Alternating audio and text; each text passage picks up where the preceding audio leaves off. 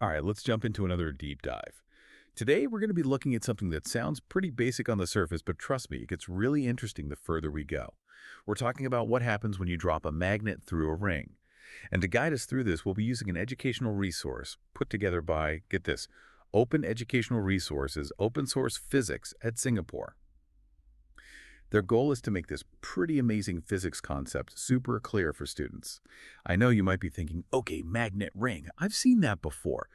But this little demonstration actually reveals a force of nature that's behind a ton of the tech we use every single day, and it's called electromagnetic induction.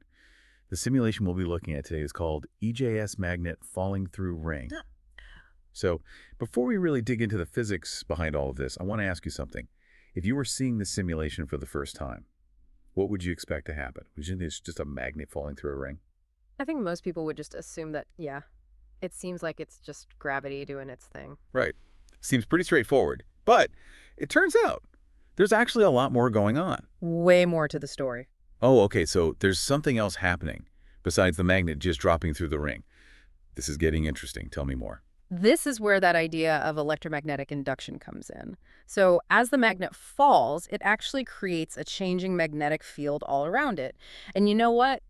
That changing field can actually induce, or you could say create, an electric current in that ring. Wait, hold on. Just by falling through the ring, Mhm. the magnet is making electricity. That's crazy. How is that even possible? Yeah, it's pretty wild. Basically, that moving magnetic field, it's kind of like an invisible force, It pushes the electrons in the ring around, and that's what creates the electric current. And get this same phenomenon is what a lot of modern technology is built on. Okay, now my mind is really starting to be blown. So you're telling me that this little experiment with just a magnet and a ring Yeah. is showing us the same principle that's powering those giant electric generators, the ones that literally keep our cities running. Exactly. Just picture those huge power plants, right? They have these Yeah. massive magnets that spin inside giant coils of wire. And as those magnets are spinning, they're making that same changing magnetic field. That field then induces a current in those coils. And bam, electricity. Wow, talk about going from something small to something huge GE. We went from this little magnet and ring to something that's powering entire cities. It really shows just how powerful this force is. But I have a question. How much electricity can we actually make using this method? Like, does it matter if we use a stronger magnet? Would that create more power? That's a great question. The amount of current, that induced current you were talking about, it depends on a few different things. First, how fast is that magnet moving? Okay, speed matters. Yeah, then there's the strength of the magnet itself, and even what the ring is made of and its shape. So all of those things can change the amount of electricity we get. Absolutely. You could think of it like a recipe. You Yeah, change the ingredients a little bit, you get a different result. that's a great way to think about it. But how does the electricity even know which way to flow? Is it just random? It's not random at all. There's this principle called Lenz's law that governs all of that. Lenz's law. Yeah. It basically says that the direction of the induced current is going to be the opposite of whatever change in magnetic flux is causing it. Lenz's law. Magnetic flux. Okay, I'm starting to get a little lost here. Can you maybe break that down for me a bit? Sure. Think of magnetic flux, like the amount of the magnetic field that's passing through a surface. So the more of those magnetic lines of force you have, the stronger the flux is. Now, what Lenz's law is saying is, basically, nature likes to keep things balanced. So if the magnetic field is getting stronger in one direction, the induced current is going to flow in a way that creates a magnetic field that pushes back against that increase. So it's like there's this back and forth, this push and pull. The magnet is trying to change the magnetic field, and the ring is fighting back by making its own field to resist that change. Exactly. It's kind of like when you push a magnet into a coil of wire. That coil is going to push back by creating a magnetic field that opposes the magnet's movement. That's Lenz's law at work. Ah, okay. That analogy helps a lot. Yeah. I'm starting to see how this all works together now. It's just amazing how much complexity is hidden in something as simple as a magnet falling through a ring. Pretty remarkable, right? And the really fascinating thing is that this idea of electromagnetic induction, it's not just limited to power plants. Oh, I bet. We see it all the time in all sorts of everyday things. It's everywhere. You mentioned something about wireless charging earlier. Could you tell me a bit more about that? Is that another example of electromagnetic induction? Absolutely. Those wireless charging pads that we use to charge our phones and other devices, they use the exact same principle. Really? Yeah, inside the charging pad, there's a coil that generates a changing magnetic field. And when you place your phone on the pad, there's another coil inside your phone that interacts with that field.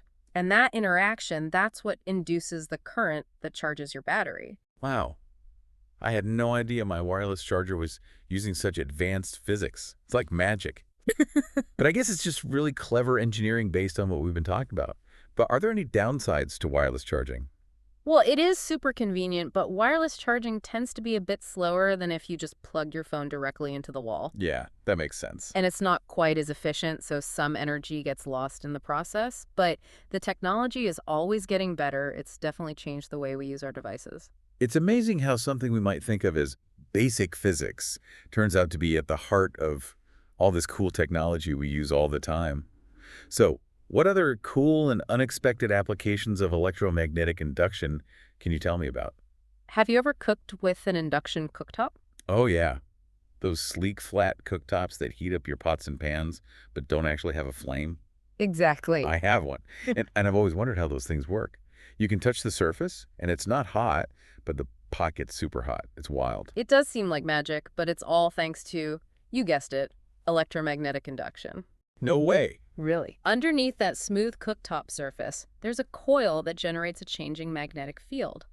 This field interacts with the metal of your pot, inducing an electric current that causes the pot itself to heat up directly. So the energy's going right into the pan, not heating up the cooktop. That's right. It's way more efficient than those old school gas or electric stoves.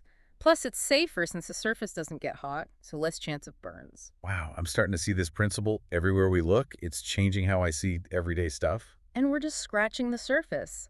Electromagnetic induction is even hard at work in some of the most thrilling rides out there. Right. See, talking about roller coasters. What do roller coasters have to do with magnets? Think about how those roller coasters brake when they're going super fast. Many of them actually use magnetic braking systems now. Super effective and safe. Okay, now I have to know more about these magnetic brakes. How do they even work? So picture this. The roller coaster is coming into the braking zone and it passes by these powerful magnets that are lined up along the track. These magnets induce a current in some metal plates that are attached to the coaster. That creates a force that goes against the direction the coaster is moving, and that's what slows it down. So it's like Lenz's law on a giant scale, Mm, using those opposing magnetic fields to bring the coaster to a safe stop. you got it. That's incredible.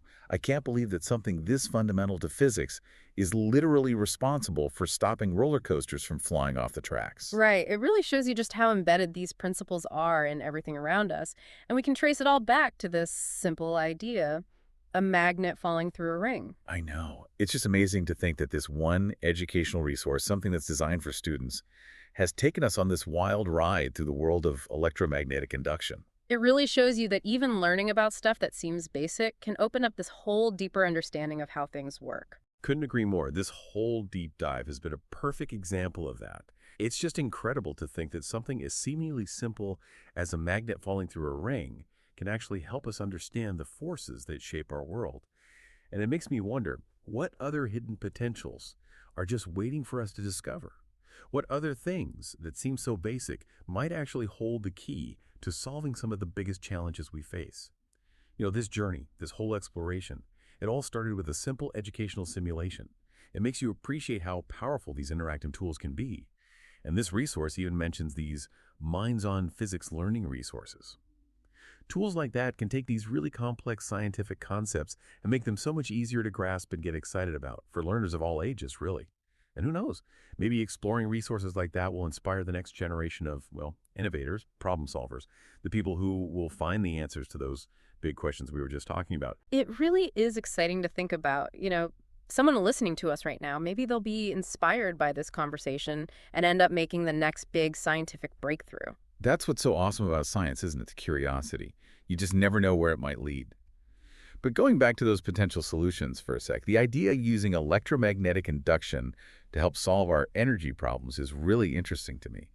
What are some of the advancements happening in that area? That's a hot topic in research right now. Scientists are really working hard on ways to improve wireless energy transfer to make it, more efficient and more practical for everyday use.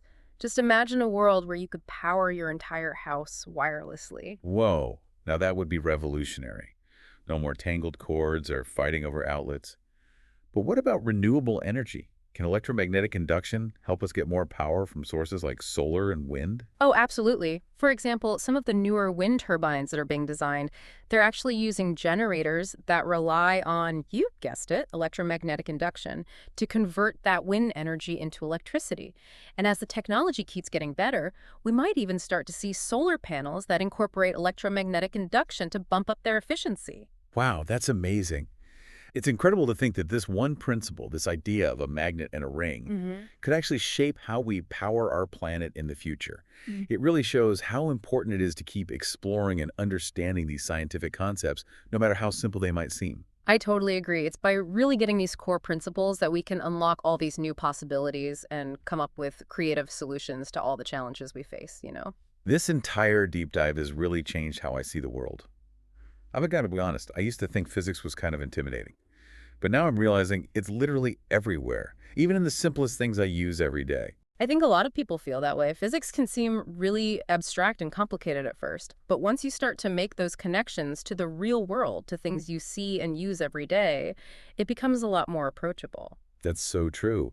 And that's exactly what makes resources like that EJS magnet falling through ring simulation so valuable. It takes something that might be really dry and boring in a textbook and makes it, well, fun. Right. It's engaging. It's easy to understand. You can actually see what's happening. It lets people actually see these concepts in action. You can play around with different things and see how it all works.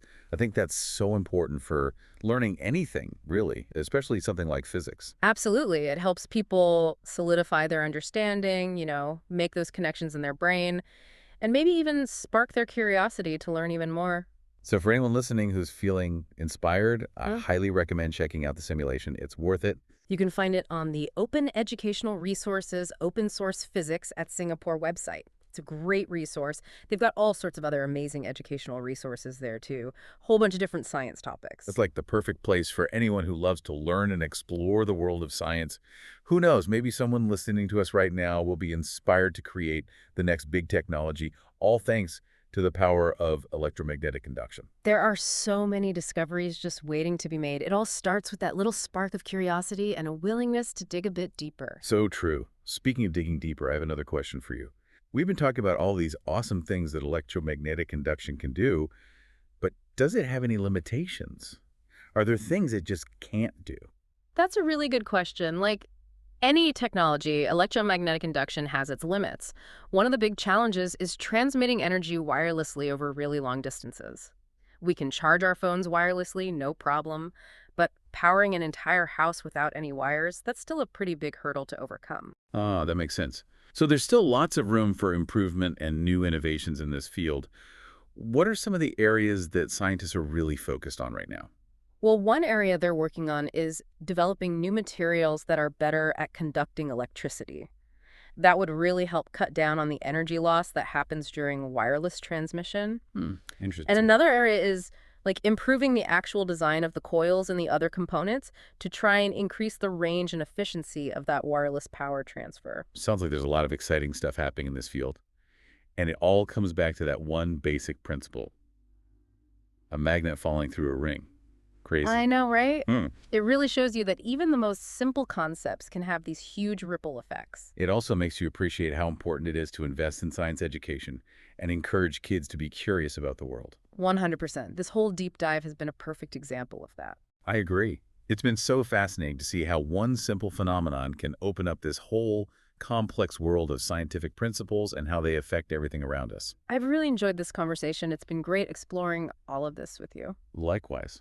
Before we move on, is there anything else you think people should know about electromagnetic induction or any resources you'd recommend for anyone who wants to keep learning? Oh, there are so many amazing resources out there. If you're interested in the history side of things, I'd highly recommend looking into the work of Michael Faraday. He made some truly groundbreaking discoveries about electromagnetism. Michael Faraday, that rings a bell. Yeah. Wasn't he the first person to demonstrate electromagnetic induction? That's him. He did a series of experiments that really paved the way for our understanding of this whole phenomenon. His work was truly revolutionary. It's mind-blowing to think that experiments he did hundreds of years ago are still relevant today, and they're the foundation for so many technologies we use every day. It really shows how powerful scientific inquiry can be. Exactly, and it should inspire us all to keep asking questions and looking at the world with curiosity and wonder. Who knows what other amazing discoveries are waiting to be made? So well said. Well, I think it's about time for us to wrap up this deep dive into the fascinating world of electromagnetic induction. It's been such an insightful journey. We've gone from the basic principles all the way to some mind-blowing applications, and even talked about what the future might hold for this amazing force. And we've seen how even a simple educational resource can ignite a passion for exploration and a deeper understanding of science. Absolutely. So to all our listeners out there, keep those minds curious and never stop exploring. You just never know what you might find. Until next time, keep asking those questions and keep diving deep into the world of knowledge. Stay curious, everyone. Wow, what an incredible journey that was, exploring all the ins and outs of electromagnetic induction. Who would have thought a simple magnet in a ring could be so fascinating, right? It just goes to show physics is working all around us, even if we don't realize it. And the coolest part is that this whole adventure started with an educational tool made for students. It really makes you think about how we can make even the most complex scientific ideas accessible to everyone. Right. And the folks over at Open Educational Resources, Open Source Physics at Singapore, they've done such an amazing job of creating resources that make these concepts fun and interactive. You know, it makes me want to go check out their website right now and see what other cool simulations and tools they have. I feel like a kid in a candy store. Me too. It's like a whole world of knowledge just waiting to be explored. And they cover so many different scientific topics, not just physics. So it doesn't matter if you're a student studying for a test, a teacher looking for ways to make your lessons more engaging, or just someone who loves to learn new things. They've got something for everybody. It's never too late to dive in and learn something new about the world around us. Well said. And that's really what the deep dive is all about, isn't it? Taking a deep dive into a subject, finding those hidden connections, and just sparking that sense of wonder and curiosity. Couldn't have put it better myself. Keep those minds active, and don't be afraid to ask questions. Because you never know, that next point could lead to something amazing. So, until next time, keep exploring and keep diving deep. Stay curious, everyone. Thanks for joining us, and we'll see you on the next deep dive.